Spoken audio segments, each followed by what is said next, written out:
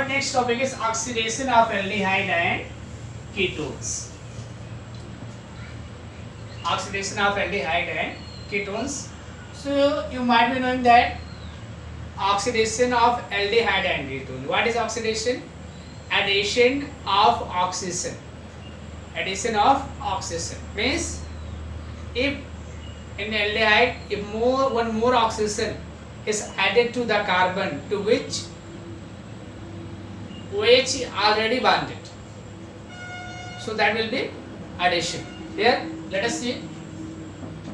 Here aldehyde, this is aldehyde, and if oxidation means one more oxygen will be added, so it will change into like this. And you know that why we can't add oxygen to hydrogen, so here structure we will see. What is the structure? H double bond and H is there. Okay, H and H is there.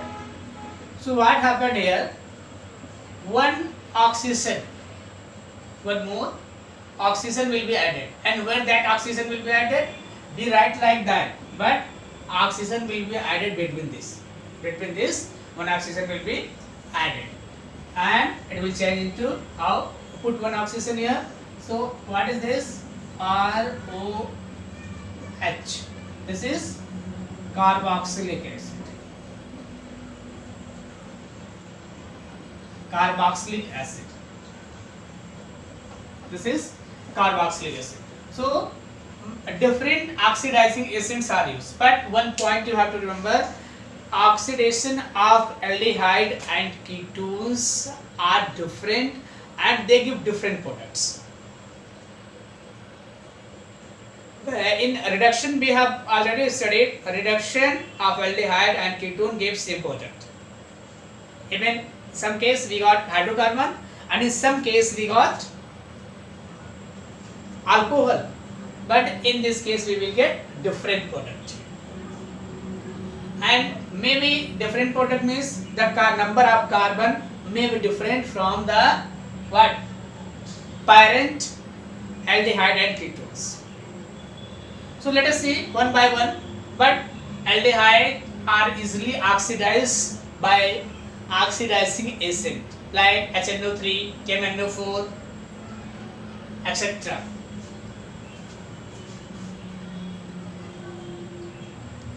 So what we have seen here, we have seen that aldehyde are easily oxidized by oxidizing acid like this: HNO3, KMNO4 and K2SO2, nitric acid, potassium permanganate and potassium dichromate.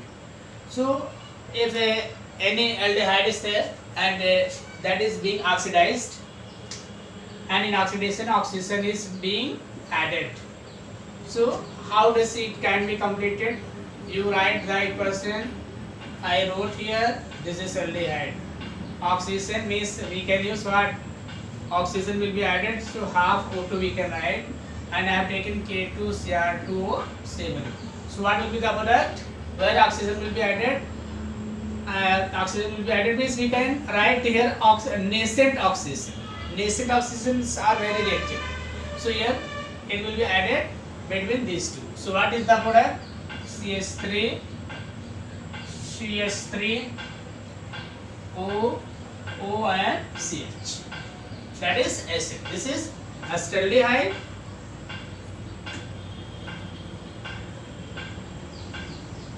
That is acetic acid.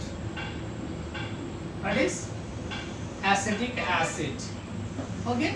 So we can write like this: any aldehyde. Aldehydes can be easily oxidized to acid by using HNO3, KMNO4 or K2Cr2O7. If any oxidizing agent we use, so aldehyde are easily oxidized to carboxylic acid. Here we have seen. But ketones are not easily oxidized. In case of ketone, we have to use a strong oxidizing agent. Then acetone will be oxidized to acid and alcohol. Let us see how does it will be oxidized. So for oxidation of ketone we need strong oxidizing agent like K2Cr2O7 and other strong alkaline KMnO4 etc. can be used to oxidize ketone to acid. But here we will get the mixture of carboxylic acid. Let us see if we are taking like this ketone CH3, CH2, CO, CH2, CH3 here. So in this breaking of bond take place, carbon-carbon bond breaking, the mixture of carboxylic acid. In this, if ketone is taken like this, I have shown two ways. Here, first I wrote B up to this carbon. I wrote up to this carbon B. So if we are oxidizing, this is a ketone. I begin say ketone. So we get this product and that product. So bond breaks from this place. Bond breaks from this place. Okay. So 2 carbon acid there and 3 carbon acid there. Okay. In second case, if I divide it in 2 parts, first, second, third up to C and first and second to D. So what is the product in that case? C is the product. This is C. That is C. Okay. And D product is this. So always you remember it that when ketones are oxidized by using strong oxidizing agent, we always get mixture of carboxylic acid. In that case, the number of carbon in carboxylic acid is lesser than the parent ketone. Here, how many carbons ketone we have taken? 5 carbons ketone we have taken. But there, what we got? 3 carbon acid and 2 carbon acid. So you remember, in the oxidation of ketone, the cleavage of carbon-carbon bond takes place, and where it cleaves, where the carbonyl group, either of the side of carbonyl group, the bond can break, and we get the carboxylic acid mixture by the oxidation of ketones. So here we are going to discuss how will you differentiate aldehyde and ketones. To differentiate aldehyde and ketones, we use to strong oxidizing agent, that is Tollens reagent, and next is Fehling reagent. Tollens reagent and Fehling reagent. So what is Tollens reagent and Fehling reagent? What is used? Okay. How we will differentiate aldehyde and ketones, and these two are also used to differentiate aldehyde and ketones. So what is Tollens reagent? Tollens reagent is ammonical silver nitrate. What is Tollens reagent? Is ammonical silver nitrate. When aldehyde is treated with Tollens reagent, and we write Tollens reagent like this. When aldehyde is treated with Tollens reagent, it forms bright silver mirror. It forms bright silver mirror.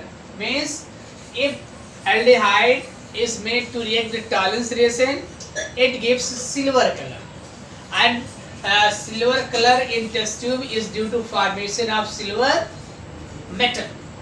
So during our reaction, when you are adding aldehyde to Tollens reagent, if you are observing, if you are seeing some silver color in the test tube, that shows the aldehyde group.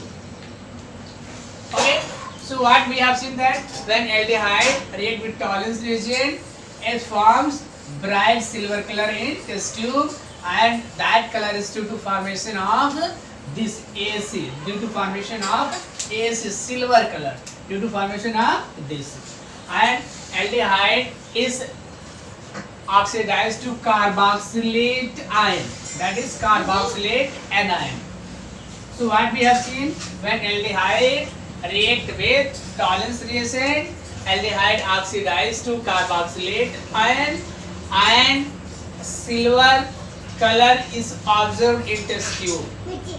Silver color, bright silver color is observed in test tube, and due to formation of that test tube becomes white, means we can see the bright color of silver in test tube. So first reason we use to differentiate the aldehyde from ketone is Tollens reagent, and second is Fehling test or Fehling reagent. So what is Fehling reagent? Fehling reagent is a mixture of two solutions.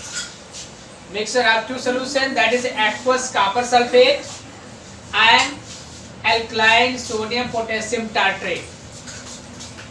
Fehling reagent is mixture of aqueous copper sulfate and alkaline sodium potassium tartrate. So what is Fehling reagent? Fehling reagent is mixture of equimolar mixture of aqueous copper sulfate and alkaline sodium potassium tartrate. When these two are mixed together in equimolar mixture, so they form a solution that is called Fehling solution, or that is called Fehling reagent. When aldehyde react with Fehling reagent, it form means aldehyde is oxidized to carboxylate ion and a reddish brown precipitate obtained. So reddish brown